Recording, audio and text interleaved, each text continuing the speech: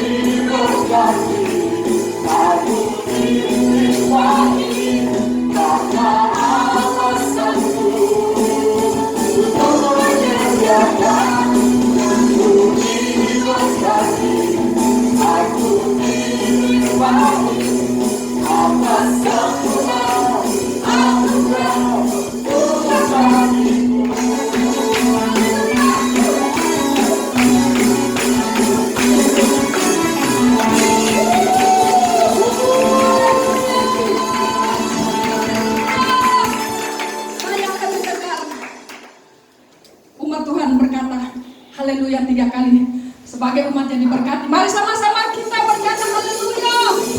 Haleluya. Haleluya. Haleluya.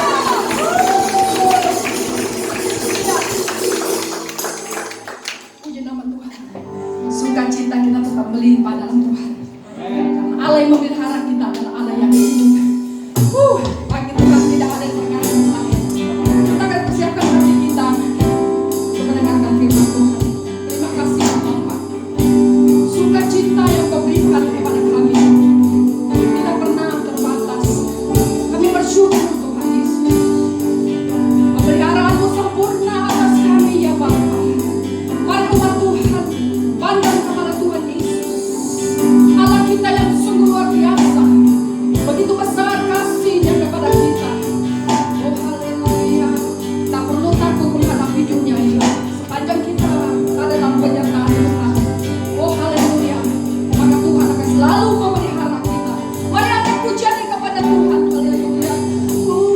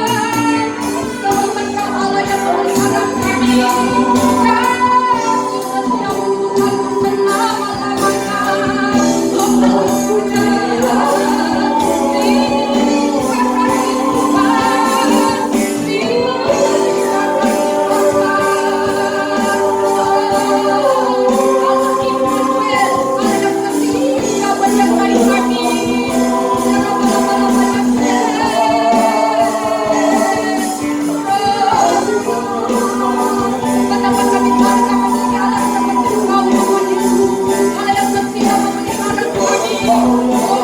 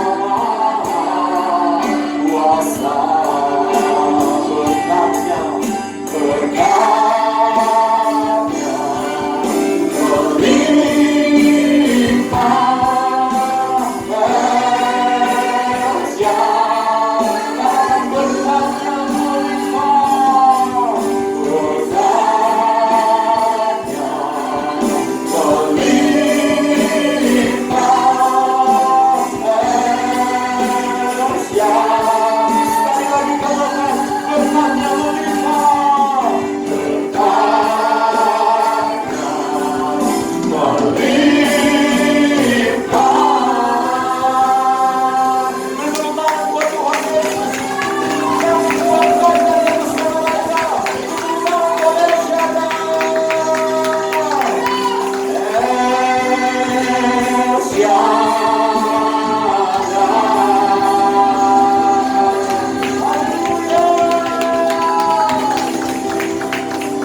Allah yang menyediakan, Engkau Allah El Shaddai.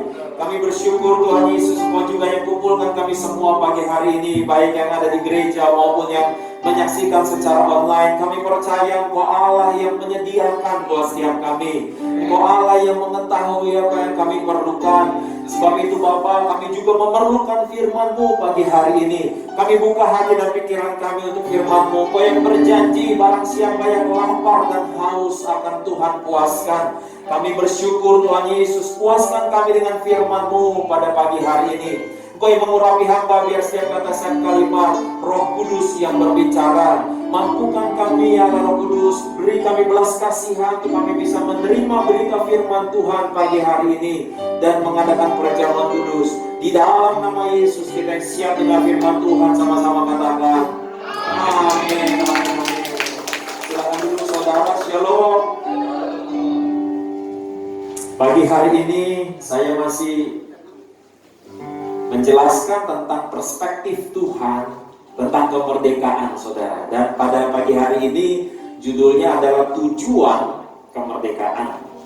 Nah, sebelum saya berkhotbah, saya mau mengumumkan kepada saudara dua hal. Yang pertama adalah kita akan mengadakan baptisan selam, ya. Rencananya baptisan selam itu 2 minggu ke depan. Jadi di awal minggu pertama bulan September, ya, diadakannya sesudah ibadah, ya. Jadi sesudah ibadah jam 11 siang kita akan melakukan baptisan selam di mana? Di sini saudara, ya, di sini. Jadi dalam waktu 2 minggu ke depan kita akan buat kolamnya saudara, ya.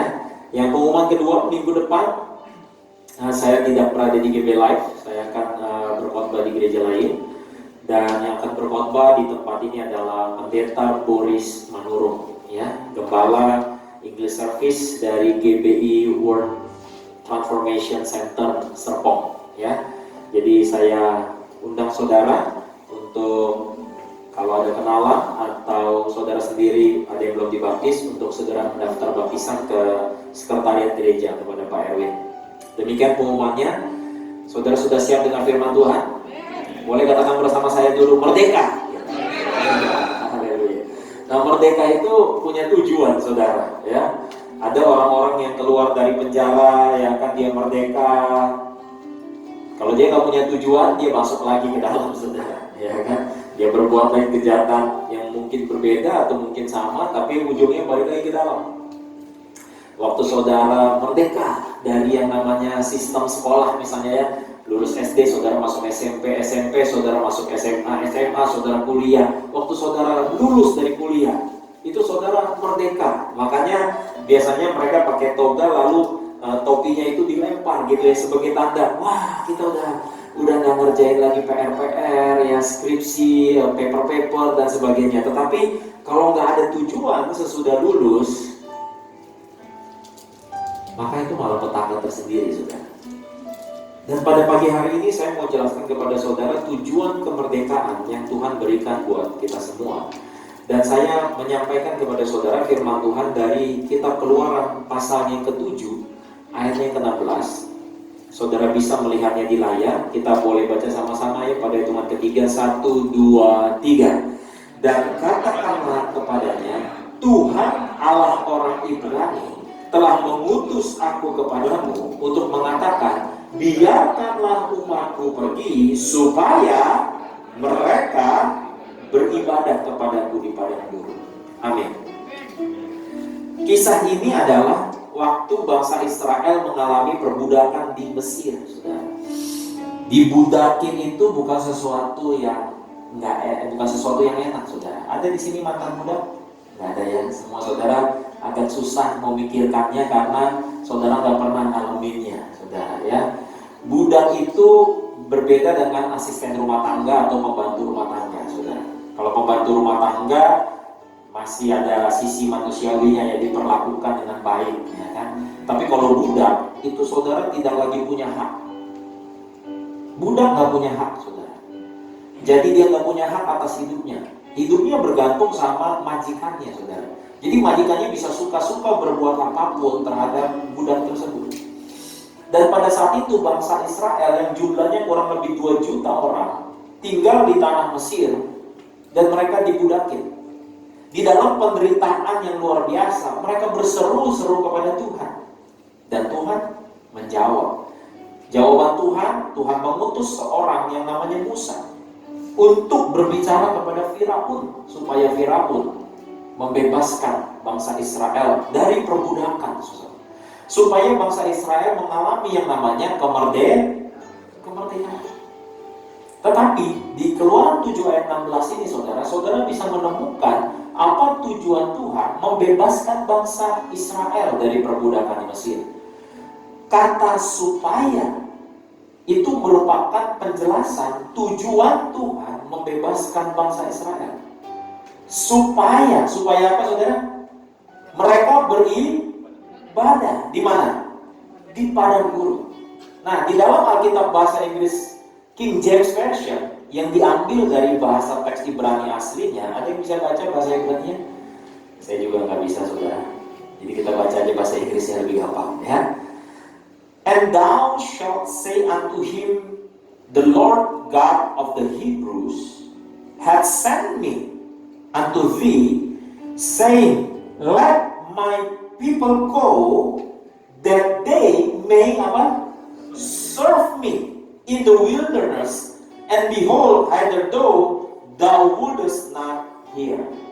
Ternyata kata supaya mereka beribadah kepadaku, di dalam konteks aslinya, kata ibadah itu adalah serve. Apa bahasa Indonesianya serve? Melayani. Di dalam terjemahan bahasa Inggris lainnya memang juga disebut worship. Ternyata ada satu kesamaan antara menyembah dengan melayani. Nah, saya mau katakan sama saudara, tujuan Tuhan membebaskan bangsa Israel keluar dari Mesir adalah apa? Supaya mereka menjadi orang-orang yang ready to serve in the wilderness. Nah, saya coba pelajari tentang ready to serve sama wilderness, ya, supaya mereka beribadah kepadaku di padang gurun.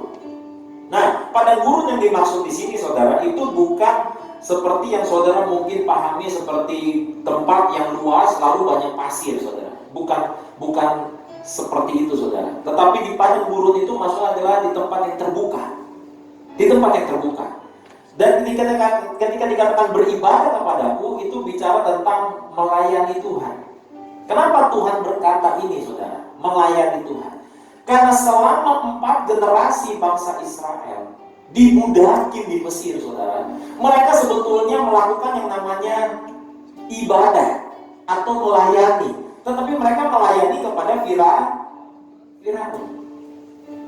Jadi Tuhan mau bicara kepada Musa untuk sampaikan kepada Firaun, hey, stop, bangsa Israel gak akan lagi melayani kamu, tetapi bangsa Israel akan melayani saya, Tuhan.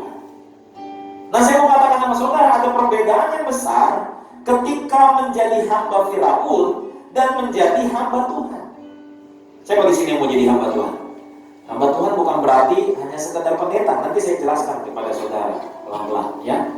Di tempat yang terbuka di padang gurun. Nah, saya mau katakan sama saudara, saya satu sisi ada bagusnya juga ketika terjadi COVID seperti ini. Kita ibadah online kurang lebih 4 bulan, sesudah itu kita offline dan online. Sehingga saudara, konteks gereja menjadi berubah. Ini membuka mata semua orang juga, ya. Siapa dulu yang ingin ibadah itu online? Gak ada, ya. Kayaknya gak seru kalau kita gak ke gereja. Sekarang online. Saudara bisa sambil tiduran, sambil ibadah, ya. Dan yang menariknya, kalau dulu orang bisa terkotak satu gereja dengan gereja lain. Oh, kalau saya GBI lain. Oh, kalau yang ini GKI, kalau ini GPIB. Waktu menjadi online, saudara punya banyak pilihan di YouTube. Saudara bisa pilih pendeta manapun, dari negara manapun, dengan topik-topik manapun. Akhirnya kembali kepada saudara. Nah, saya mau katakan sama saudara, bahwa waktu Tuhan berkata kepada bangsa Israel supaya mereka beribadah kepadaku di padang gurun, supaya mereka melayani kepadaku di tempat yang terbuka. Saya mau katakan sama saudara pada pagi hari bahwa tujuan saudara dan saya dimerdekakan dari dosa, dimerdekakan dari kuasa kegelapan adalah supaya saudara melayani Tuhan di tempat yang terbuka. Apa itu tempat yang terbuka? Enggak lagi terkungkung dalam satu institusi yang namanya gereja. Enggak lagi terkotak-kotak di dalam pemikiran-pemikiran yang selama ini mungkin saudara pikirkan. Enggak banyak orang, saudara, yang bisa menerima hamba Tuhan berkhotbah pakaian seperti saya. Casual, jeans, sepatu cats gitu ya. Karena orang udah pada punya pemahamannya masing-masing. Oh, kalau beribadah itu begini. Oh, kalau melayani Tuhan itu berarti minimal jadi penyambut tamu di depan pintu gereja.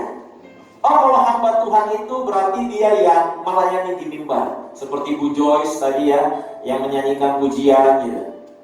Jadi kalau saudara nggak melakukan itu semua, saudara seolah-olah saudara jemaat biasa. Padahal saya mau katakan sama saudara, waktu saudara dimerdekakan oleh Tuhan, saudara detik itu juga saudara menjadi hamba Tuhan. Bilang kanan kiri depan belakang, kamu hamba Tuhan. Tetapi manusia yang bikin jabatan, saudara, ada jabatan pendeta, ada jabatan penatua, ada jabatan majelis, ya. Sehingga ada kotak-kotak, ada kasta-kasta tertentu. Seolah-olah kalau udah pendeta kayaknya pangkat lebih tinggi. Wah, ya kan, saya PDM, pendeta muda, ya. Kalau di bawahnya itu ada PDP, pendeta pembantu, itu susunan GBI. Kalau PDT, pendeta tua. Oh enggak, pendeta penuh saja. Suka diplesetin. Kalau PDP katanya pendeta dalam pergumulan, PDM pendeta dalam masalah. Ada teman saya bilang, wah gue paling gak suka jadi majelis. Kenapa? Manusia jelmaan iblis katanya gitu. Dipleset-plesetin ya, bercanda ini ya. Nah, saya mau katakan sama saudara, akhirnya membentuk pemikiran-pemikiran seolah-olah kalau udah yang berdiri di sini yang namanya pendeta berarti udah pasti orangnya benar. Padahal belum tentu benar juga, saudara. Saya mau katakan dalam pengalaman saya 20 tahun melayani, saudara. Saya cuma tahu kalau di gereja, kalau dia udah pakai jas, pakai dasi, wah ini beda kelas nih. Ya, beda kelas. Yang pakai jas, pakai dasi juga tanpa sadar dia merasa juga dia punya pangkat yang lebih tinggi, pelayan, ya kan? Padahal judulnya pelayan, tapi Alkitab dibawain, pintu dibukain. Jadi sebetulnya mana yang melayani ya? Nah, saya mau katakan sama saudara, sejak saudara percaya Yesus, saudara dimerdekakan dari dosa. Saudara percaya? Waktu saudara percaya Yesus, saudara dimerdekakan dari kuasa kegelapan. Iblis tidak punya kuasa atas saudara. Amin. Saya mau katakan sama saudara, bahkan waktu saudara percaya Yesus, saudara nggak bisa disantet, saudara nggak bisa diguna-guna, saudara nggak bisa dihipnotis. Dan sejak saat itu, saudara menjadi hamba Tuhan. Jadi kalau saudara nanti ditanya di tempat kerja, di mana gitu ya, kamu ke gereja? Iya. Di gereja sebagai apa? Hamba Tuhan. Yang kurang lebih 17 tahun saat itu, saudara. Dia senang memuji Tuhan, dia senang bermazmur, namanya Daud. Dia mendengar perkataan itu. Waktu dia dengar, dia bilang, oke, saya lawan. Saya mau katakan sama saudara, Daud sedang tidak memuji Tuhan. Daud sedang tidak memegang kecapi menyembah Tuhan. Daud sedang tidak menggunakan jubah keimaman. Daud ngapain? Pakai baju biasa. Daud habis menggembalakan kambing domba.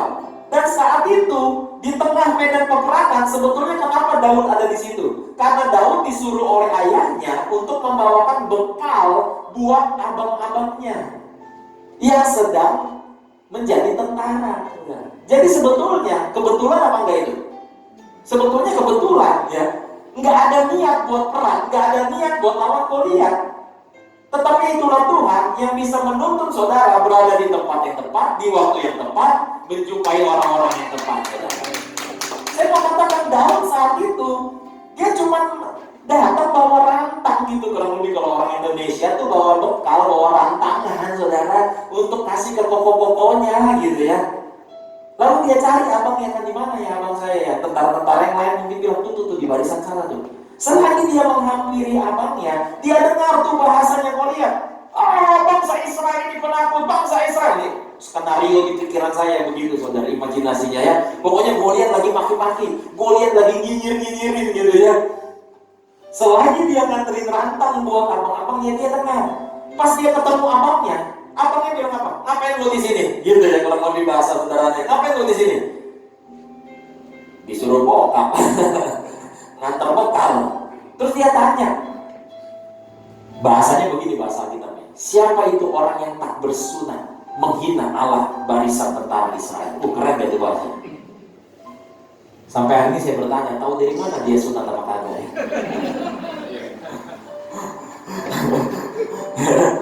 Saya cuma pikirnya begini, karena dulu bangsa Israel itu punya tradisi sunat, saudara. Bangsa lain gak punya tradisi sunat. Jadi dia bilang, kenapa orang yang tak bersunat ini berani ngelak? Tau gak dibilang apa sama abangnya? Udah diem bang. Gitu deh.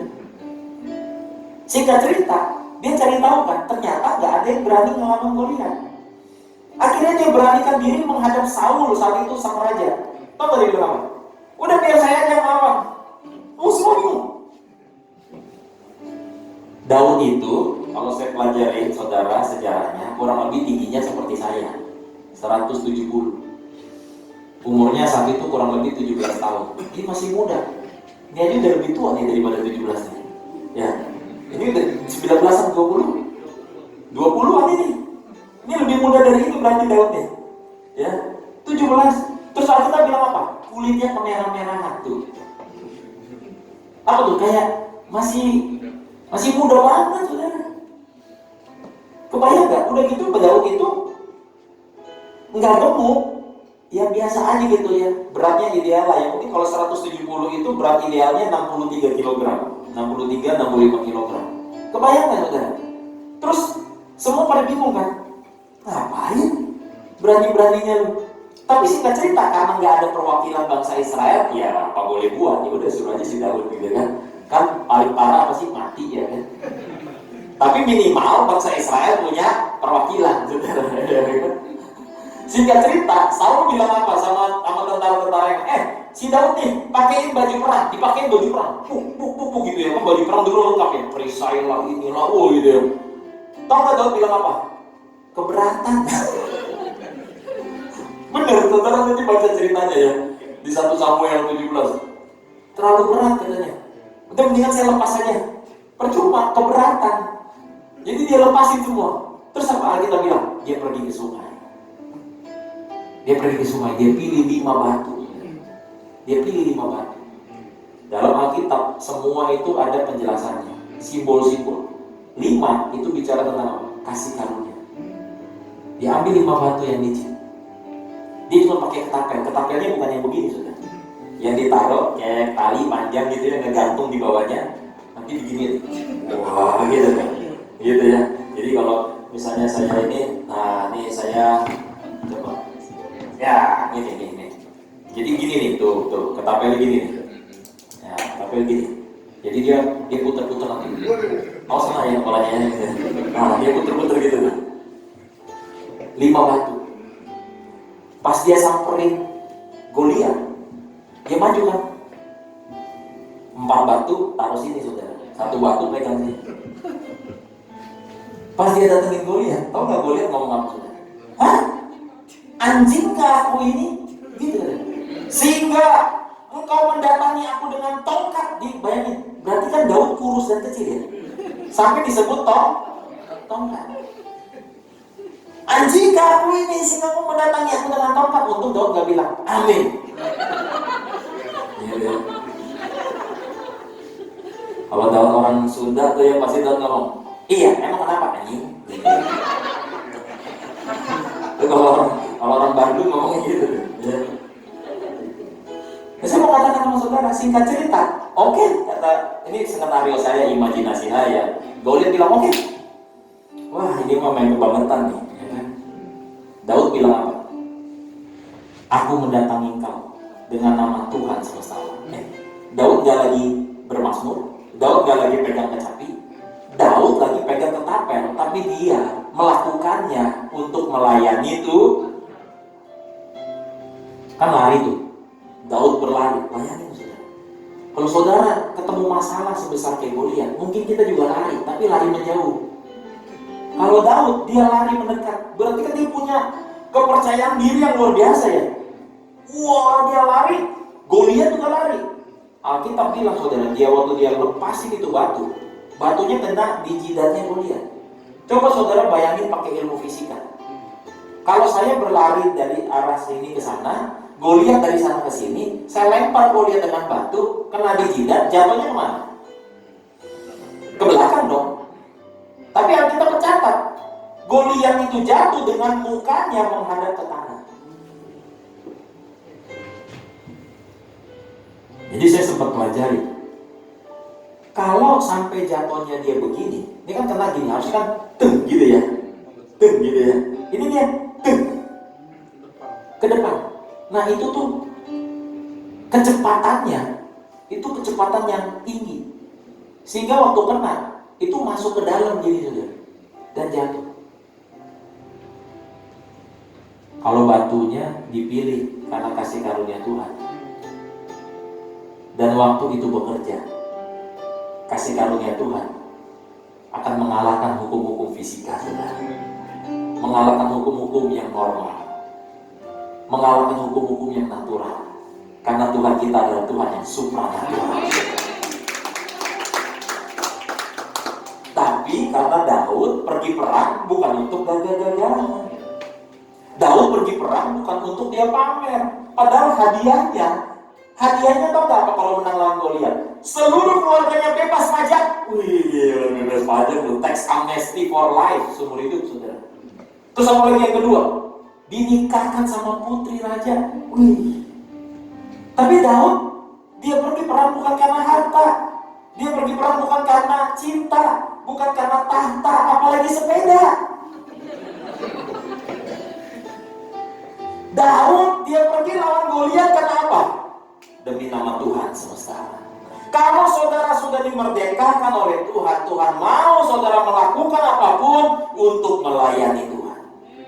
Dan waktu saudara lakukan itu, saudara berbisnis, saudara bekerja, saudara kuliah, dan saudara berkata, Tuhan hari ini aku mau pergi kerja, karena lewat pekerjaan ini aku mau melayani Tuhan. Tuhan, pagi hari ini aku mau buka toko, aku mau buka bisnis, karena aku mau melayani Tuhan lewat bisnisku. Tuhan, aku mau pergi kuliah, bawa buku, siap-siapin pulpen semua, karena aku ingin melayani Tuhan. Saya mau katakan, kalau itu yang saudara lakukan, Tuhan yang sama yang menyertai Daud, Tuhan yang sama menyertai saudara.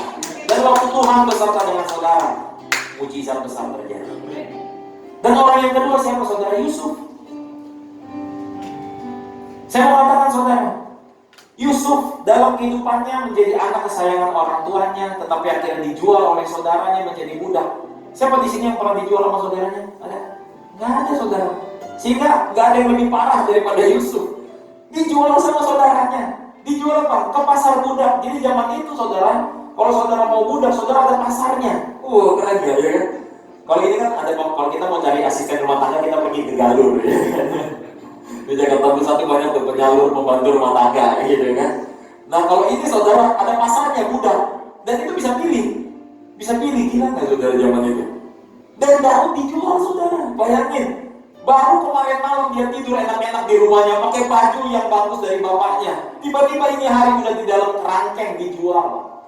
Nah, kita bilang ada seorang kepala pengawal Firaun namanya Potifar, pas lagi nyari budak.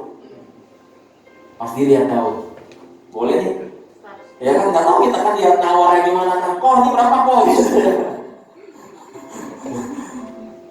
Ya ini sekian lah ya bawa pulang tuh, dibawa pulang jadi budak.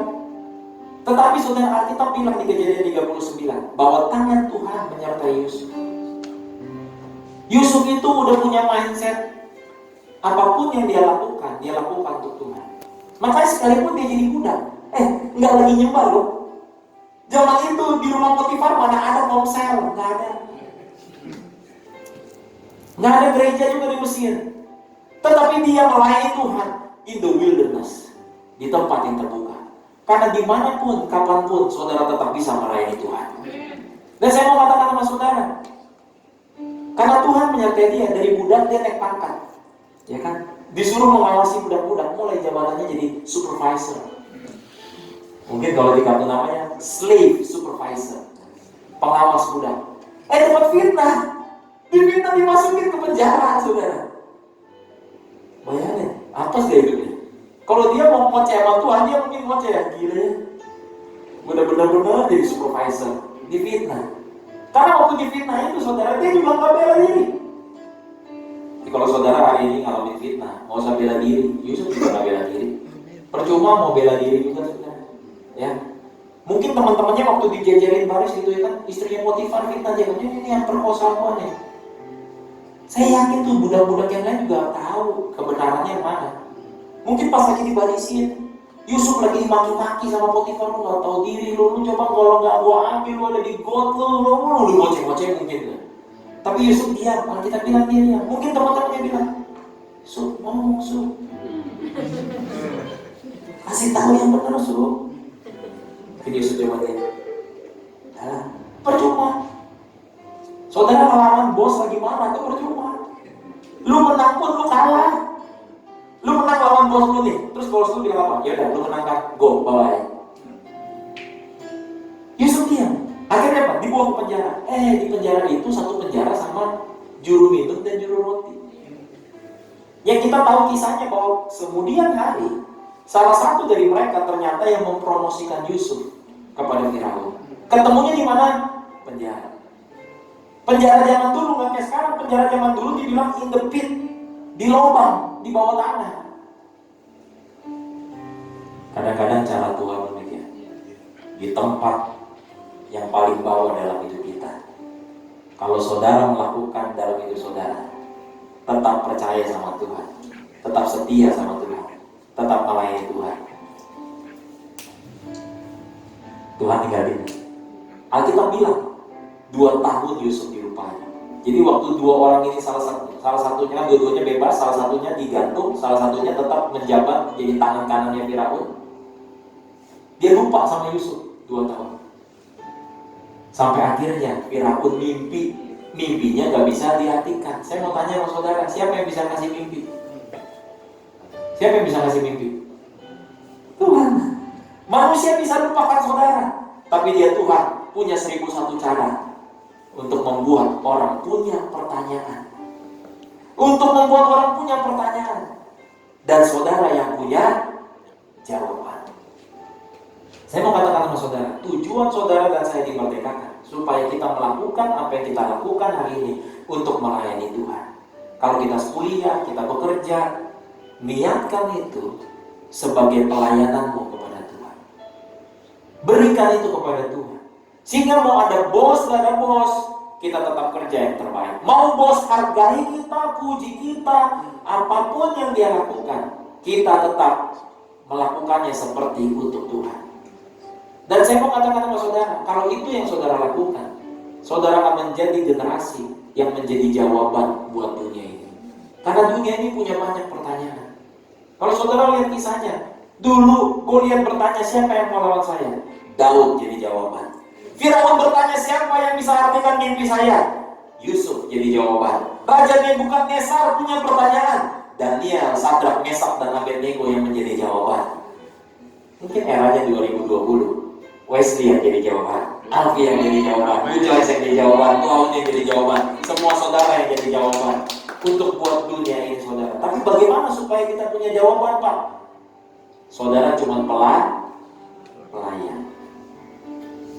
Bagaimana supaya saudara bisa melayani, memberikan sesuatu buat orang lain? Saya andaikan antara koki sama pelayan. Kalau saudara pernah makan ke restoran, pelayan itu ngambil makanan dari siapa? Ke dapur. Ambil dari kokinya. Kokinya masak, dia cuma ambil, dia kasih. Terus orang makan enak. Enak nih kepitingnya, enak nih sapi lada hitamnya, enak nih cacenya. Udah jam 11-an lagi ya lapar jadinya. Enak nih. Bisa gak pelayannya begini?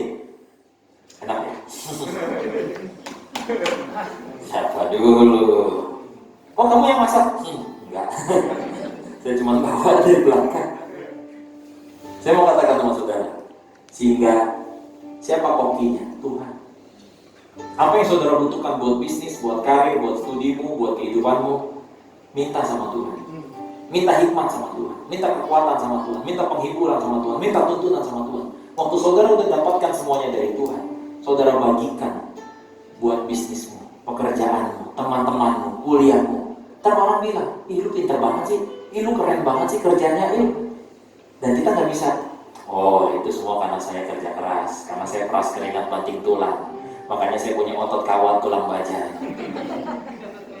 Kita nggak bisa akhirnya saudara ngomong begitu. Karena kalau kita sukses, kalau kita punya apapun, kalau kita berhasil dimanapun, kita bisa bilang semuanya karena anugerah Tuhan. Karena dia kokinya. Saya mau katakan sama saudara, hari-hari ini kalau engkau bisnis, engkau cuma mikir sendirian, nggak dapat ide loh. Coba deh. Makanya rajin-rajin ke gereja, doa, baca Alkitab. Karena dia kokinya saudara.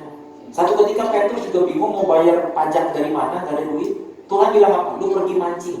Ikan pertama yang lu dapat, buka mulutnya, di dalamnya ada duit. Nanti duitnya dipakai buat bayar pajak kamu, bayar pajak saya. Bayangin saudara, nggak masuk akal. Petrus itu nelayan, maka di pikiran dia, oh gue disuruh mancing, dapat ikan, ikannya gue jual. Apalagi zaman sekarang, wih awana, cupang, wih laku nih kan. Tetapi bukan gitu maksud Tuhan. Pikirannya Petrus, ikannya didapat, ikannya dijual, kata Yesus. Enggak. Siapa coba yang bisa-bisanya naruh koin di dalam mulut ikan? Siapa yang ngatur semua itu sudah? Kalau bukan, kita nggak tahu. Mungkin ada kapal nelayan ya kan? Dia lagi stres, mungkin ditinggalin sama kekasihnya, oh dia buang-buang hartanya. Dasar perempuan gak tahu diri mungkin gitu ya. Dia buang koin-koinnya semuanya. Ikan datang makan, set gitu kan. Ikan datang makan, tahu gimana dia terdampar ikannya di pinggir ya kan. Lagi terdampar kayak ketangkep sama Petrus. Petrus buka, iya benar ada duitnya. Saya udah dapat dari 3 orang hebat yang ada di dunia ini saudara. Penelitian mereka terhadap banyak-banyak bisnis-bisnis yang berhasil, organisasi yang berhasil. Tahu nggak jawabannya apa? Ternyata bukan karena kepintaran. Ternyata bukan karena bisnis model yang hebat. Ternyata bukan karena produk yang mutakhir. Ternyata bukan karena diskon yang besar. Tahu nggak karena apa? Karena momentum. Jack Ma, pendiri Alibaba, yang mungkin saudara kenal. Kenapa dia bisa jadi orang kaya raya tajir luar biasa? Padahal dulunya siapa? Ngelamar ke Kentucky Fried Chicken aja ditolak berkali-kali. Tapi ternyata dia dulu bisa bahasa Inggris. Dan ada seorang Cina yang sedang Cina tapi lama di Amerika, lagi tur ke China. Nah dia jadi tour guide-nya. Tahu nggak orang ini siapa? Orang ini yang pendiri Yahoo, namanya Jerry Yang. Kok bisa kebetulan dia jadi tour guide-nya? Ngomong-ngomong singkat cerita, ya saudara tahu kisahnya sekarang. Dia jadi pendiri Alibaba. Saya mau katakan sama saudara, waktu saudara berjuang sendirian, saudara sedang dibudaki. Tapi waktu saudara berjuang untuk Tuhan, saudara sedang dimerdekakan. Dan waktu saudara berjuang untuk Tuhan, dia Tuhan yang tahu caranya ngatur, berada di tempat yang tepat, di waktu yang tepat. Dia kirimin orang-orang yang tepat sama saudara. Di situ saudara ngalamin yang namanya terobosan demi terobosan. Kita ini cuma pelayan. Kebayang gak kalau saudara yang masak, saudara yang melayani, capek gak? Capek kan hidup kayak begitu. Makanya saya ajarin sama saudara, sering-sering datang sama Tuhan. Sering-sering datang sama Tuhan. Dalam bisnismu curhat sama Tuhan, dalam pekerjaanmu curhat sama Tuhan. Tuhan gimana nih? Bantu saya, kasih saya ide, kasih saya hikmat, kasih saya tuntunan, kasih saya 5 batu itu, supaya waktu saya lakukan sesuatu, terobosan terjadi, promosi datang dalam hidup saya. Sebab itu saya mau katakan sama saudara, orang yang merdeka, ayatnya adalah Matius 5 ayat 16. Kita baca sama-sama yuk. 1, 2, 3. Demikianlah hendaknya terangmu bercahaya di depan orang, supaya mereka melihat. Dan saya ingin orang-orang di GB Live, kalau saya ketemu sama bos kalian di kantor, bos mau bilang, hebat nih si Marta nih, hebat nih si Yati, hebat nih si Tommy, pintar ya, kerjanya rajin nih. Ketemu kliennya Bu Abun, wah bagus nih produknya, bisnisnya keren nih ya. Ketemu yang dilayani sama Bu Joyce, wah ini pinter potong rambutnya nih ya, waduh pinter nih ya. Saya mau katakan sama saudara, apapun yang saudara lakukan, kalau saudara lakukan untuk Tuhan, Tuhan yang sertai saudara. Dan hasil apa yang saudara lakukan dahsyat dan ajaib. Maka buat anak-anak muda yang lagi kuliah, Daniel, Sadrak, Mesak, dan Abednego satu ketika disuruh minum anggur, minum itu, sama seperti kebanyakan orang-orang di Persia saat itu. Tapi Daniel bilang, enggak, kita mau melayani Tuhan. Kita diperdekakan untuk Tuhan, bukan untuk mereka. Kalau perlu nggak usah kasih semua, kasih sayuran aja. Alkitab katakan mereka lebih segar, mereka lebih bugar, dan Alkitab katakan mereka cerdasnya 10 kali lipat daripada teman-teman. Saya mau katakan, dari mana kita bisa dapat kecerdasan 10 lipat? Dulu saya bodoh. Tiap kali mau naik kelas, nungguin telepon, karena yang nggak naik kelas di telepon. Tapi bertobat saya tahun 97, terus 2000 juga dibaptis. Saya bingung, habis saya bertobat terima Yesus ya, tiba-tiba jadi pintar saya. Tiba-tiba jadi pintar, saya kalau baca buku langsung nangkep. Baca buku langsung nangkep. Kalau dulu udah baca berkali-kali juga, nggak nangkep-nangkep, jadi gua bakar aja bukunya gitu kan. Dia pikir kalau habis bakar gitu ya, taruh air minum gitu pintar, nggak pintar juga. Tetapi waktu terang Tuhan memerdekakan saya, Tuhan bisa kasih hikmat. Jadi saya berdoa buat anak-anak muda di GB Live, Tuhan memberkati engkau. Kalau perlu Tuhan juga kasih beasiswa buat saudara. Amin. Demikian hendaknya terang bercahaya, supaya waktu Tuhan memerdekakan saudara, Tuhan merdekakan supaya saudara dan saya beribadah di padang gurun. Waktu saudara melayani Tuhan, dimanapun saudara berada, di dunia yang saudara jalani, di properti kah, di otomotif kah, di konveksi kah, di fashion kah, dan apapun bidang saudara, saya percaya saudara jadi terang di sana, jadi berkat di sana, kesuksesan, keberhasilan menyertai saudara, karena saudara melakukannya untuk melayani Tuhan. Mari kita bangkit berdiri, kita terima perjamuan kudus sebagai penutup ibadah kita pada pagi hari ini. Kita mengambil roti dan mengangkatnya dengan tangan kanan kita. Terima kasih Tuhan Yesus buat firman-Mu, dan kami mengangkat roti di tangan kanan kami dan mengucapkan di dalam nama Yesus, inilah roti yang turun dari sorga, inilah tubuh Kristus. Tuhan Yesus sendiri yang telah memikul semua dosaku pada tubuhnya di atas kayu salib, supaya aku yang mati bagi dosa, hidup oleh pembenaran, oleh bilur-bilurnya, kami jadi sembuh. Dalam nama Yesus, inilah tubuh Kristus. Makanlah.